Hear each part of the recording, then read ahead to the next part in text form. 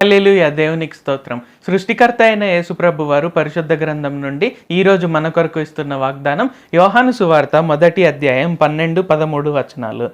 తన్ను ఎందరు అంగీకరించిరో వారికందరికీ, అనగా తన నామమునందు విశ్వాసముంచిన వారికి దేవుని పిల్లలగుటకు ఆయన అధికారం అనుగ్రహించెను.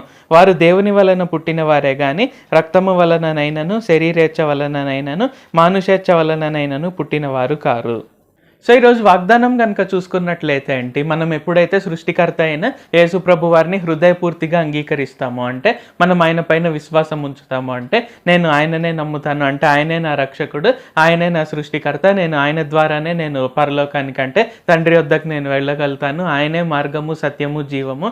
సో ఆయన నా కొరకై ఈ భూమి పైన పుట్టి, ఆయన నా కొరకై మరణించి, నా పాపాలన్నిటి కొరకు, నా వ్యసనాలన్నిటి కొరకు, నా దోషములన్నిటి కొరకు మరణించి, ఆయన 3వ రోజున మృత్యుంజయుడై తిరిగి లేచి, సో నా కోసం ఇవన్నీ చేశారు అని మనం ఎప్పుడైతే హృదయపూర్తిగా విశ్వసిస్తామో, హృదయపూర్తిగా అంగీకరిస్తామో, ఇక్కడ ఏంటంటే మనం ఆయన పిల్లలగుటకు మనకు అధికారం అనుగ్రహింపబడి ఉంది. అంటే మనం ఆయనను విశ్వసించినట్లయితే ఇక్కడ ఏంటంటే మనమందరం కూడా ఆయన కుమారులము, ఆయన కుమార్తెలము, అంటే మనం ఆయన పిల్లలము. సో ఆయన పిల్లలం కాబట్టి ఇక్కడ ఏంటి, మనం ఏదో శరీరేచ్ఛ వలన కానీ, మానుషేచ్ఛ వలన కానీ, రక్తం వలన పుట్టిన వారం కాదు, కానీ ఇక్కడ ఏంటంటే మనం ఆయన పిల్లలమై ఉన్నాము. సో ఆయన ప్రణాళిక ప్రకారంగా ఈ భూమి పైన మనం ఉన్నాము. సో ఆ రకంగా ఇక్కడ ఏంటి, మనం ఆయన పిల్లలం కాబట్టి ఇక్కడ ఏంటంటే మనకు ఏదైనా హెరిడిటీ కానీ, జెనెటిక్స్ కానీ, ఇవన్నీ ఇక్కడ ఏంటంటే ఆయనవి మనం కలిగి ఉంటాము. సో మనకి ఇక్కడ చూసుకున్నట్లయితే ఏంటి, యేసుప్రభు వారికి రోగము కానీ, అనారోగ్యము కానీ, లేకుంటే ఆర్థిక సమస్యలు కానీ, మనశ్శాంతి లేకపోవడం కానీ,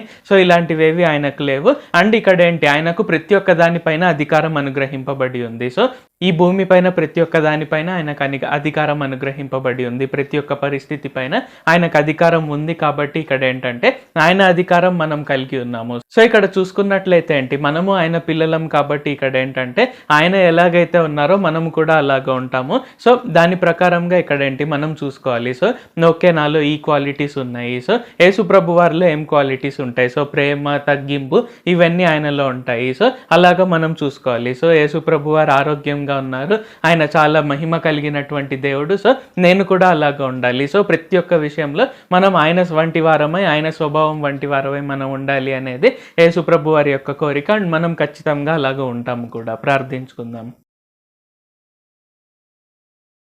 ప్రభువా, దేవా, సర్వాధికారి, మాకు ఇంకొకసారి ప్రార్థించుకొని ఎందుకు అవకాశం ఇచ్చినందుకు వందనాలు తండ్రి. మీరు మా కొరకే చేసిన మేళ్ళన్నిటి బట్టి మీకే వందనాలు, స్తుతులు, స్తోత్రాలు తండ్రి.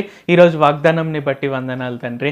మేము మిమ్మల్ని విశ్వసించినట్లయితే, మేము మా హృదయపూర్తిగా మిమ్మల్ని అంగీకరించినట్లయితే మేము మీ పిల్లలము. మేము శరీరేచ్ఛ వలన కానీ, రక్తం వలన కానీ, మానుషేచ్ఛ వలన కానీ పుట్టిన వారం కాదు, కానీ మీ ప్రణాళిక ప్రకారంగా ఈ భూమిపైన మేము పుట్టిన వారము, జీవిస్తున్న వారము అని మాకు తెలియజేసినందుకు వందనాలు తండ్రి.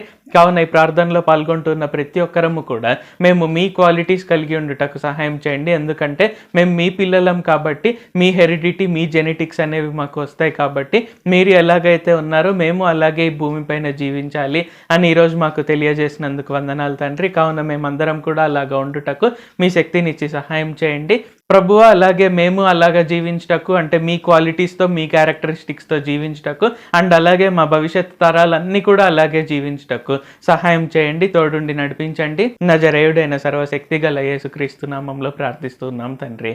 ఆమేన్. Thank you Jesus. దేవుడు మిమ్మల్ని ఆశీర్వదించును గాక.